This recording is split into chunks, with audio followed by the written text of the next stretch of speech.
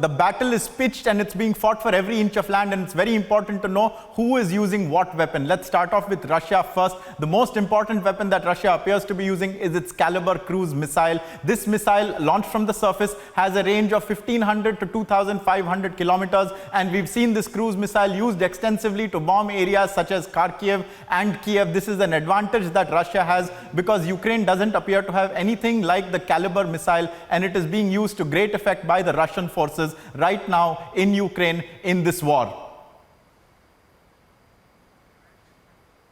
Next up, we have the Grad rocket launcher. This is a rocket launcher that works and operates from the back of a truck. It is very mobile, and it can rain down a large number of rockets in a very short space of time. It can fire an approximate 40 rockets in just 20 minutes, and it can be used to totally obliterate enemy outposts at distance as well. This is the Grad rocket launcher. Russia is the world's foremost artillery army in the world, and the Smerch rocket launcher is another one in its arsenal. This can launch weapons, or rockets rather, with a range of up to 70 kilometers. These are heavy payload rockets. They can cause a lot of destruction at range, and they are mobile as well, and so Russia can use this to great effect to target different Ukrainian outposts. That's the Smerch missile launch system.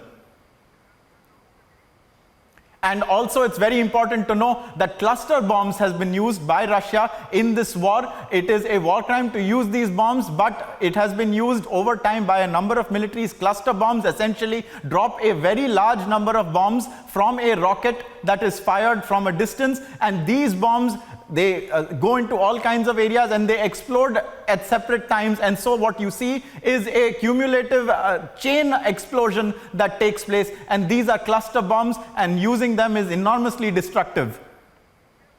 And finally, the most destructive weapon that is available in the world at this given moment in time, that is nuclear warheads, and we know that Russia has over 6,000 of them. They have been placed on standby. Of course, no one wants this war to go nuclear in any way, shape or form, but Russia, being a former superpower, continues to maintain a very large arsenal of nuclear weapons, and that is what is preventing other countries from interfering, because one side is totally nuclear capable, and we hope that we will not have to see any nuclear missiles fired or activated, for that matter, from either side of this conflict.